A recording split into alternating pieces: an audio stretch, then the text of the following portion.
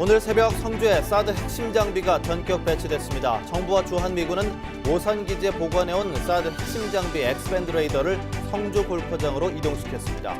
대선 후보들의 선거운동이 본격화되면서 상대 후보를 깎아내리기 위한 네거티브가 도를 넘고 있습니다. 정책이나 비전 검증은 이미 사라졌다는 평가가 나오고 있습니다.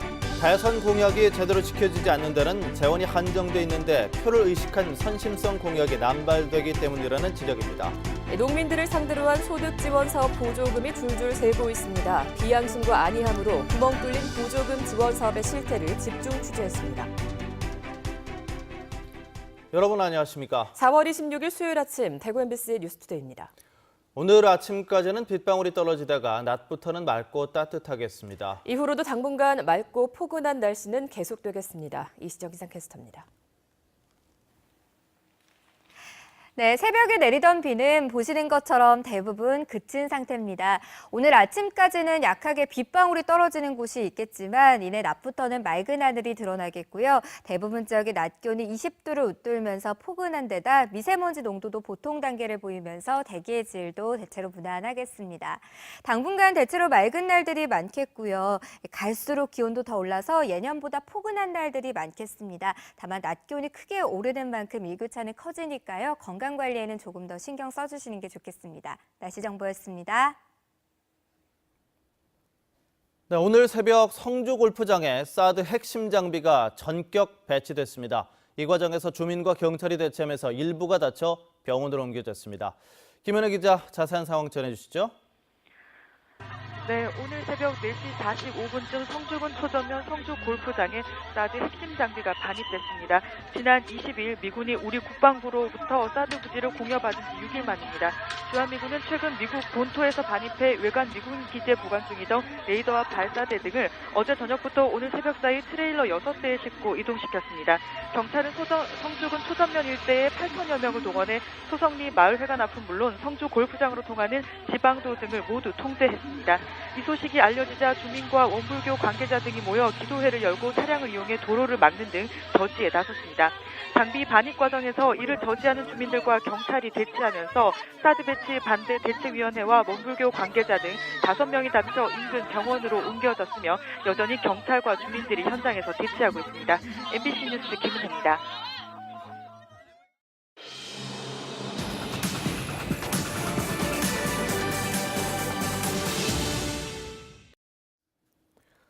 요즘 대선 후보들의 선거운동을 보면서 화나시는 분들 많다고 합니다. 상대 후보에 대해서 검증되지 않은 나쁜 정보를 무차별적으로 흘려서 상대방 후보의 당선을 막으려는 전략, 일명 네거티브가 판치고 있기 때문인데요.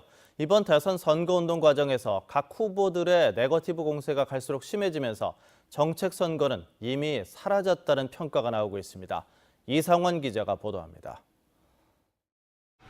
일단 국민들이 제일 원하는 거는 정말 내가 이거를 잘 하겠다는 그런 믿음을 보여줘야 되는데 서로 깎아내리기 식으로밖에 안 보이니까 그게 조금 아쉽다는 거. 각 후보들의 약점을 좀 가지고 좀 물고 늘어지는 그런 경우를 좀 보잖아요. 유권자 입장에서는 후보자를 제대로 좀 알 수 없다는 게 이제 조금 미흡하다는 이런 느낌이 있죠.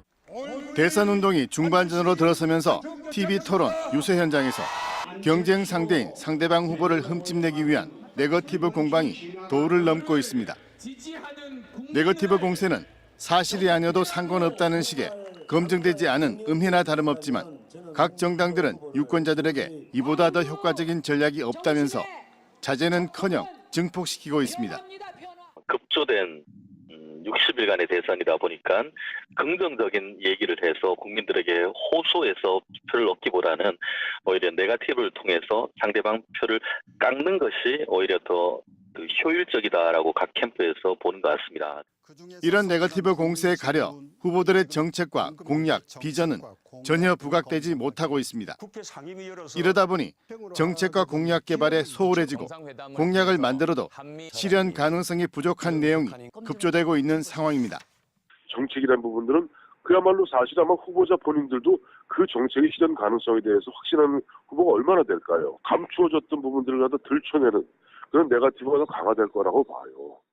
상대방 흠집내기보다 정책과 공약, 비전 검증을 기대하는 성숙한 국민의식을 오히려 정치권이 정치 혐오로 변질시키고 있는 상황이 우리나라 정치의 현 주소입니다. MBC 뉴스 이상훈입니다. 유권자들은 대선 후보들의 공약에 관심이 많습니다만 정작 이 공약이 다 실현되리라 생각하는 분들은 그리 많지 않을 겁니다.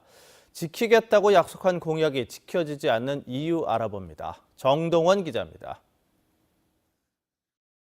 박근혜 전 대통령의 경북 공약은 7개 분야에서 28개 세부 사업. 이 가운데 수송기기 LED 융합산업 실증 사업, 제2 국가 핵융합 연구소 설립, 국립 세계 민속박물관 건립 등 10개 사업은 5년 동안 예산이 한 푼도 책정되지 않았습니다. 전체 28개 공약 중 10개, 즉 3개 중 1개꼴로 이행되지 않았습니다. 금액으로는 2조 3천여억 원에 달합니다. 대선 공약은 지자체가 공약 사업을 개발하면 후보 캠프가 취사 선택하게 되는데 일단 대선 공약에 포함시키고 보자는 지자체와 공약을 통해 지역민의 환심을 사려는 캠프 측의 이해관계가 맞아떨어져 공약이 부풀려집니다. 예산은 한정돼 있는데 실현 가능한 사업에다 민원성 사업도 섞여 있어 공약 부도가 날 수밖에 없는 구조입니다. 그래서 SOC 사업은 대체로 반영되는 반면 구체적인 산업 분야는 제외되기 일쑤입니다. 17개 시도에 중복 사업이 많은 것도 공약 미이행의 주된 사유입니다.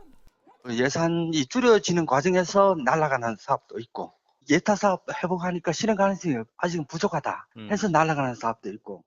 경상북도는 이번 대선에도 7개 프로젝트에서 30개 분야, 90개 세부 사업을 발굴해 캠프 측과 접촉하고 있습니다. 올해는 4차 산업혁명 관련 분야가 17개 시도의 중복 사업으로 예상되지만 헛공약 가능성에도 불구하고 공약 개발 및 채택에 매달릴 수밖에 없습니다. 그래서 지역 사업은 지역에서 예산을 세워 추진할 수 있는 지방분권 얘기가 나옵니다. MBC 뉴스 정동원입니다. 자유한국당 홍준표 대선 후보가 오늘 대구를 방문해 저녁 8시부터 서문시장에서 유세를 하며 지지를 호소할 예정입니다. 홍 후보는 대선 공식 선거운동 첫날인 지난 17일 대구에서 유세를 시작했고 오늘이 두 번째 방문입니다. 홍 후보는 내일은 오전부터 구미를 시작으로 성주, 김천을 돌며 경북 지역 유세를 이어갈 예정입니다.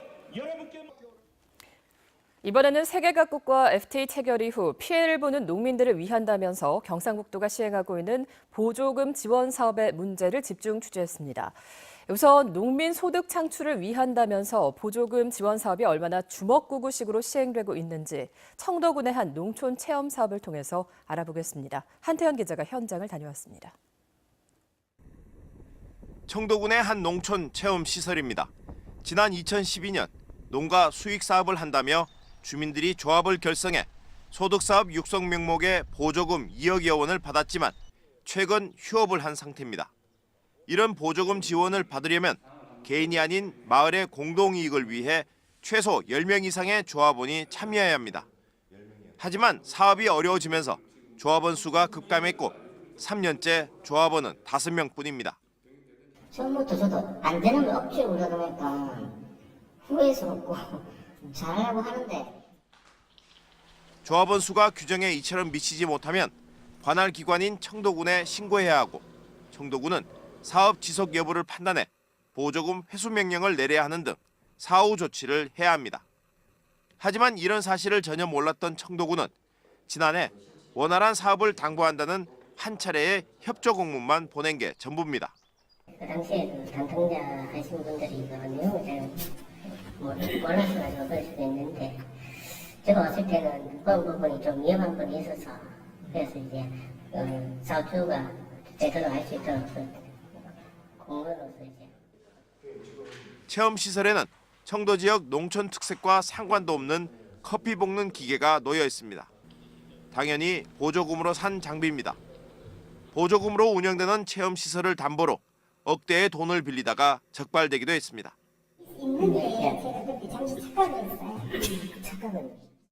사업이 5년 넘게 지속되면서 규정을 어긴 사례가 여러 차례 발견됐지만 관리 감독 기관인 청도군과 경상북도는 어떤 강한 제재도 취하지 않았습니다. 청도군은 취재가 시작되자 다음 달 23일까지 조합원 수를 채울 것과 이를 어길 경우 보조금을 회수하겠다는 공문을 조합에 보냈습니다. MBC 뉴스 한태현입니다. 이 같은 보조금 사업의 부실 문제는 어제 오늘의 얘기가 아닙니다. 그런데도 이런 문제가 근절되지 않는 이유는 일단 눈먼 돈이니 받아보자는 사업자의 비양심, 여기에 배정된 예산이니까 실적을 위해서 쓰고 보자는 안이한 행정당국의 자세가 더해졌기 때문입니다. 계속해서 박재형 기자가 보도합니다. 청도군의 이 체험시설 운영조합은 5년 동안 매출액이 3천만 원이라고 청도군에 신고했습니다. 2억여 원의 보조금이 투입됐는데 한 달 소득이 50만 원 수준이란 얘기입니다. 경상북도가 지난 2009년부터 시행한 농촌소득자원 발굴 육성 사업은 지금까지 105개 업체에 260억 원의 보조금을 지원했습니다. 한 개 업체에 평균 2억여 원을 지원했는데 지난 2015년 기준 연평균 수익이 2억 원을 넘는 업체는 28개로 전체의 30%도 안 됩니다.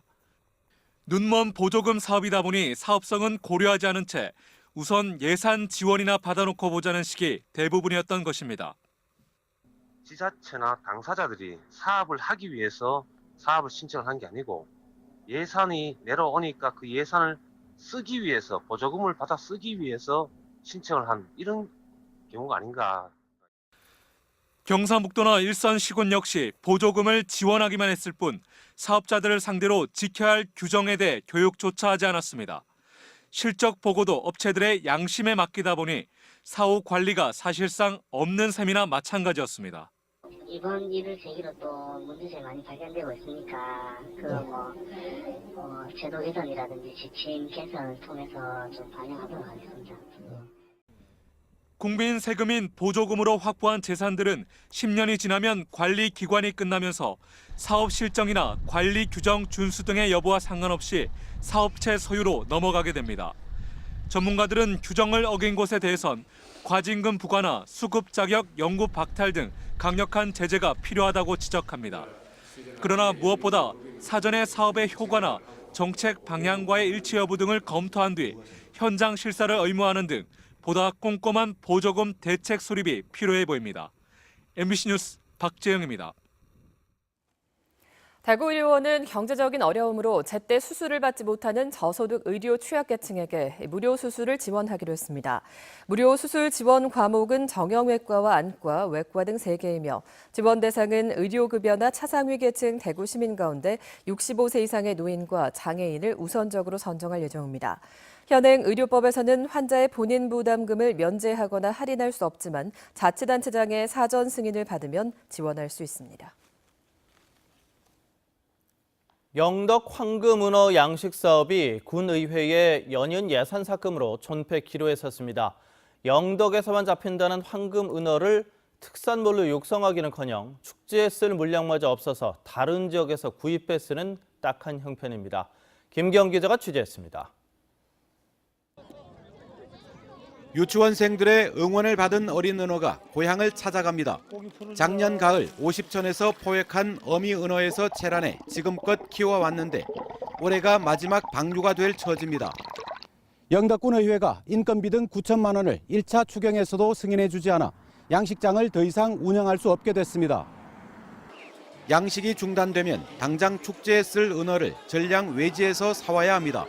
지난해 축제 때 은어가 부족해 관광객들의 불만을 사기도 했습니다. 체험용으로 이제 잡이하는 언어가 있고, 둘째는 이제 저희들이 이제 먹거리로 구이용 또 시식용이 있으면 두 가지 나누는데 사실 좀 작년에 양이 좀 많이 부족했습니다. 은어가 나지 않아도 70만 명이 찾아 3년 연속 문화체육관광부 우수 축제로 키운 봉화군의 사례가 부럽기만 합니다. 전국에서 유일하게 영덕 50촌에서만 난다는 황금은어. 유난히 은어를 좋아하는 일본 낚시객들도 탐을 내는 특산물입니다. 해마다 좀 고기가 자꾸 줄거든요. 뭐 양식을 해가지고 많이 방류해가지고 낚시하는 사람들 즐길 수 있는 거, 누구나 즐길 수 있는 그런 낚시를 했으면 좋죠. 영덕군 의회가 2013년부터 줄기차게 은어 양식 예산을 삭감한 이유는 상수원 수질 오염 우려 때문입니다. 그러나 양식장에 들어가는 물과 나오는 물의 수질을 비교한 최근 검사에서 양식장 내에서의 산소 공급으로 총 질소와 생물학적 산소 요구량은 오히려 개선됐고 질산성 질소는 변화가 없었으며 나머지 항목도 그다지 악화된 수준은 아닌 것으로 나타났습니다. 항생제는 연간 1회 사용에 그칩니다. 선별하고 나서 비늘이 탈락하여 가지고 그 2차 감염 우려 때문에 감염 예방을 위해서 1년에 1회 사용하고 있습니다.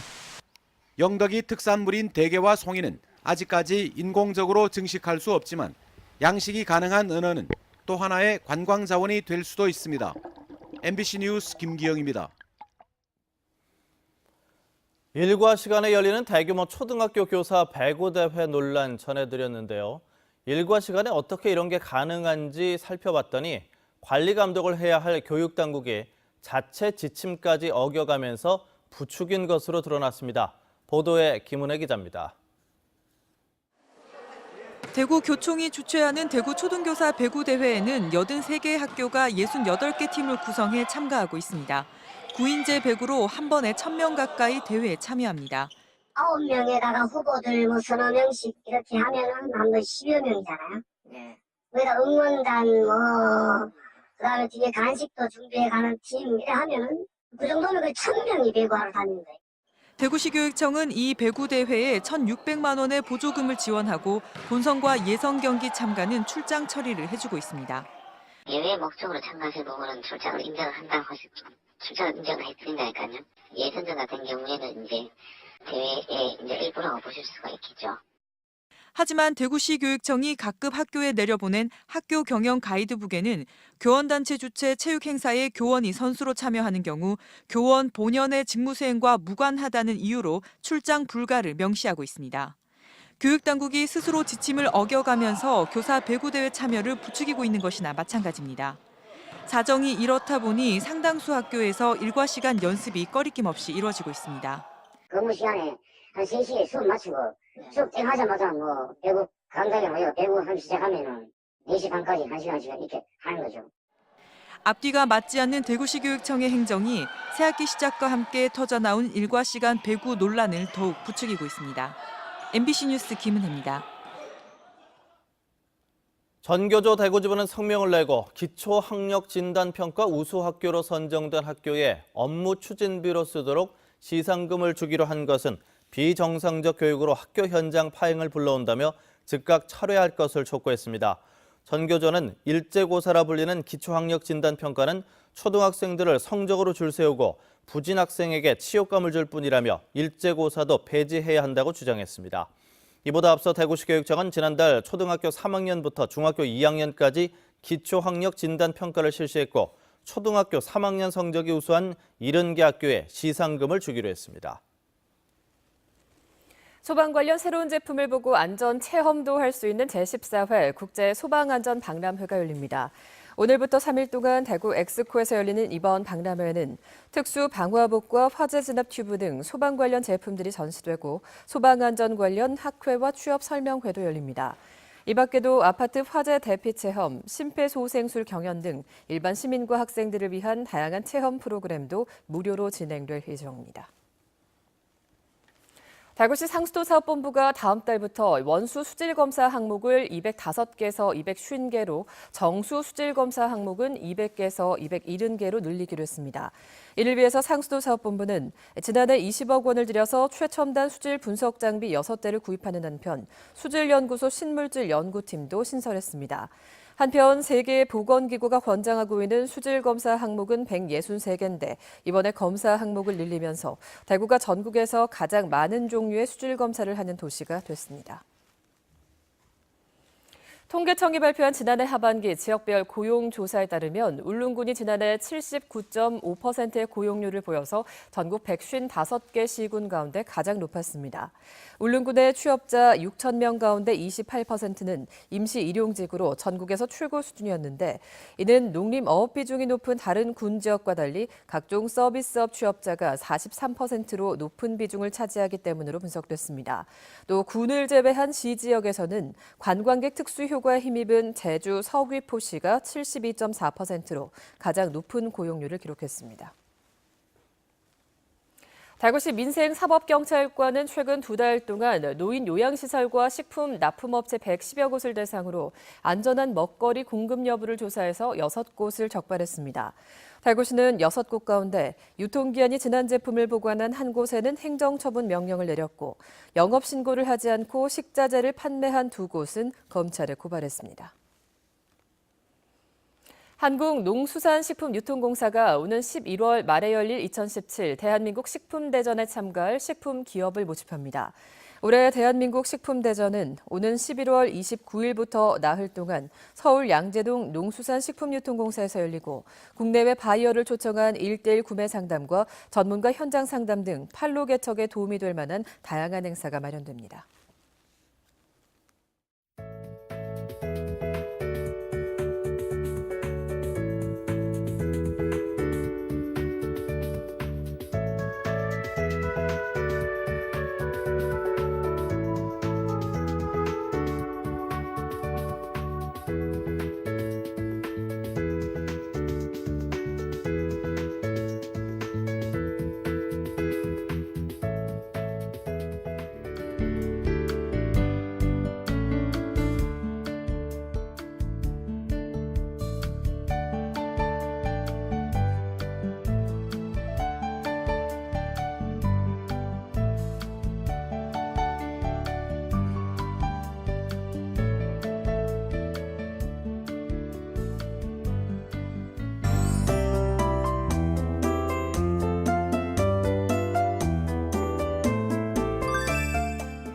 새벽에 내리던 비는 대부분 그친 상태입니다. 오늘 아침까지는 약하게 빗방울이 떨어질 수 있겠지만 이내 낮부터는 맑은 하늘이 드러나겠고요. 대부분 지역의 낮 기온이 20도를 웃돌면서 포근한 데다 미세먼지 농도도 보통 단계를 보이면서 대기의 질도 무난하겠습니다. 현재 남부지방과 제주도를 중심으로 비가 내리는 곳이 있겠고요. 우리 지역은 오전까지 산발적으로 빗방울이 떨어지겠습니다. 자세한 지역별 날씨입니다. 대구의 기온은 13도, 청도 12도로 출발합니다. 낮 기온은 대구 20도, 영천 19도 예상됩니다. 경북 남서 내륙 지역의 아침 기온은 11도에서 14도 분포로 출발하고요. 낮 기온은 20도로 웃돌겠습니다. 봉화의 낮 기온은 19도 예상됩니다. 포항의 낮 기온은 17도, 바다의 물결은 0.5에서 1.5m를 일겠습니다. 당분간 하늘은 계속 맑겠고요. 낮 기온도 갈수록 더 올라서 예년보다 포근한 날들이 많겠습니다. 날씨 정보였습니다.